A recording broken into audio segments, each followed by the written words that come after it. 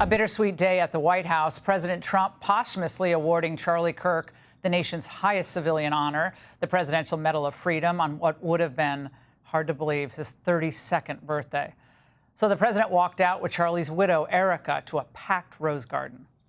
Today we're here to honor and remember a fearless warrior for liberty, beloved leader who galvanized the next generation like nobody I've ever seen before, and an American patriot of the deepest conviction, the finest quality and the highest caliber. And I always say you need enthusiasm to be successful. He had great enthusiasm. He forged a personal bond with countless young conservatives. He fought for free speech, religious liberty, strong borders, and a very strong and proud America. In everything he did, he put America first. He really put America first. And ultimately, Charlie became more than a leader of an important organization. He became the leader of historic movements all over the country. And all over the world now. Now, the Medal of Freedom's been awarded to presidents like JFK, Ronald Reagan, icons like Mother Teresa, and Martin Luther King Jr. And now, Charlie Kirk. Very few people get it. Very few people, frankly, qualify. I would like to ask, if I might, the military aide to read Charles James Kirk's citation for the Presidential Medal of Freedom. The Presidential Medal of Freedom is awarded to Charles James Kirk. Accepting on behalf of Charlie is his wife, Mrs. Erica Kirk. Charlie Kirk was one of the most influential American political figures of his generation. The United States honors him as a martyr for truth and freedom.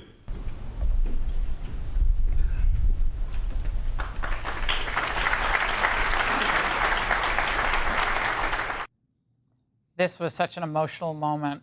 Cabinet members were there, friends, family. And when Erica got up to speak, I don't think there was a dry eye. President Trump, I have spent 7.5 years trying to find the perfect birthday gift for Charlie, but now I can say with confidence, Mr. President, that you have given him the best birthday gift he could ever have. I asked our daughter what she would like to say to Daddy for his birthday. She said, "Happy birthday, Daddy. I want to give you a stuffed animal."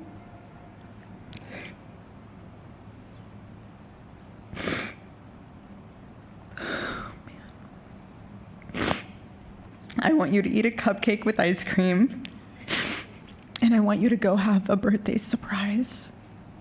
I love you, is what she said. We miss you, and we love you, and we promise we'll make you proud. And Charlie's life was proof that freedom is not a theory, it's a testimony. That is the case. It was surreal to be there with hundreds of others, again, family, friends, cabinet members, business leaders. Charlie was a dear friend, but more importantly, he was a warrior for political, cultural, and biblical truth, not necessarily in that order. He put biblical first. And something else struck me today while listening to the president speak was the striking similarities between Trump and Kirk, even though totally different backgrounds, obviously different generations. But like Trump, Charlie was a political force, and he had so much energy, very positive too. Trump is tough, but he always thinks it's possible to get to yes. Same with Charlie. They both try to find ways to bridge divides, no matter each side's politics. What is so important to our country is to find our disagreements respectfully, because when people stop talking, that's when violence happens. The campuses will hold the key to Western civilization. I truly believe that, and I know that I'm going to be fighting with every ounce that I have to save the greatest country ever to exist. And just like the president, Charlie was always protecting our freedoms, mindful that they needed to be protected, and he was always seeking peaceful solutions on campus, and he wanted peace, not war. But both suffered a lot for their beliefs. Of course, Charlie paying the ultimate price. Trump and Charlie, both originals, true mavericks, willing to put it all on the line for their views and for this country. It's a legacy we will never forget, and we will work to continue. Here exclusively, Andrew Kolvet, executive producer of The Charlie Kirk Show and Turning Point USA spokesman. Andrew, you were there today. I had a chance to chat with you as we were all gathering and standing around. And you saw the various figures who were, maybe not the best of friends for various political reasons. Everyone came together. Charlie would have been smiling. Yeah, I mean, it was a remarkable moment to see just that many amazing they were people and they're leaders of the world. I get that, but they were Charlie's friends. And they're our friends. And I can't tell you, Laura, how many people that, like I said, basically run the free world came up to us and the team and said, anything I can do to help, anything for Charlie. And I think that's just such a testament to the legacy and the life that he lived, because he inspired the greatest people in this country.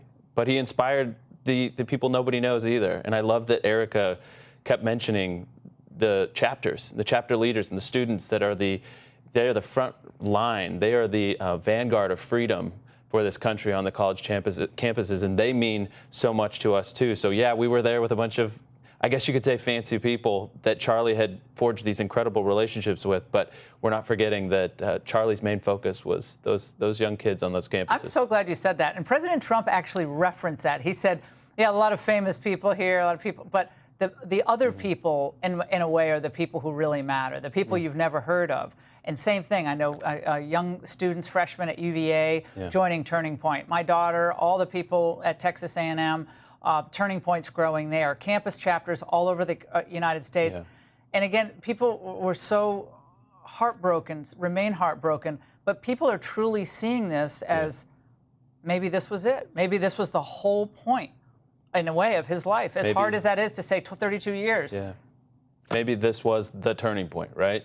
And I think you mentioned that Charlie led with his biblical values, his faith in Jesus, and God's kingdom is upside down. And I think the reason that you see these people that, like I said, are so important to our own freedoms, and they're wonderful people and important people, but the reason that they came out to honor Charlie is because Charlie spent his life looking after and protecting the grassroots, the muscular class, the kids on these campuses. And that inspires a generation, and it inspires the legacy that he leaves.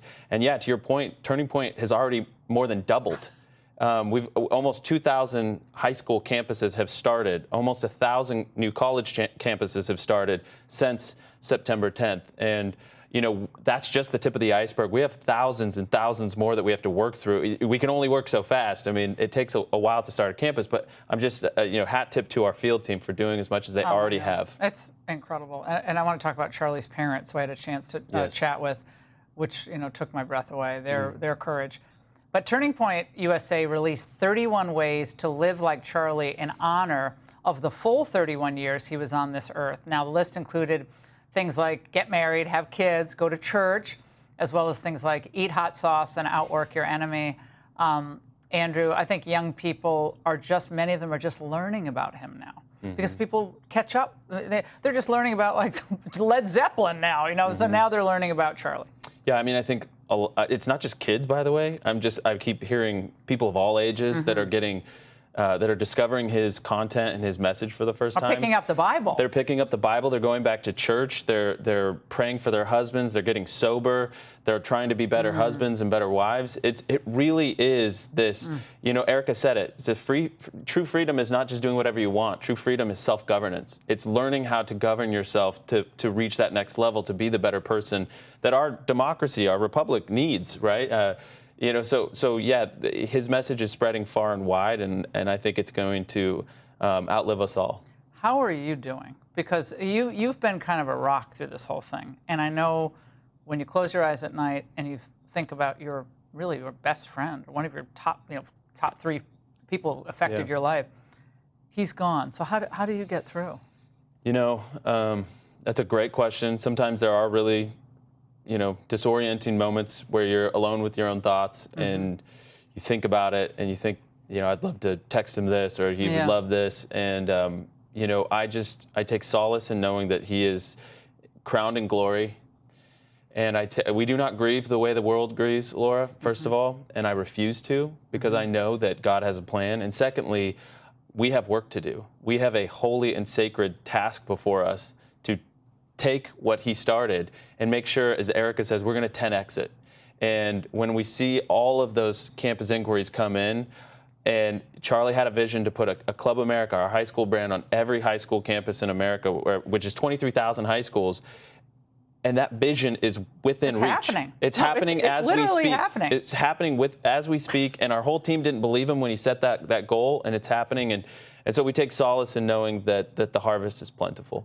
We're showing video of President Trump signing the proclamation marking this as a National Day of Remembrance for Charlie, which will also go on in time. I had a chance to talk with Charlie's parents. I had never met them before. You know, obviously incredible grief.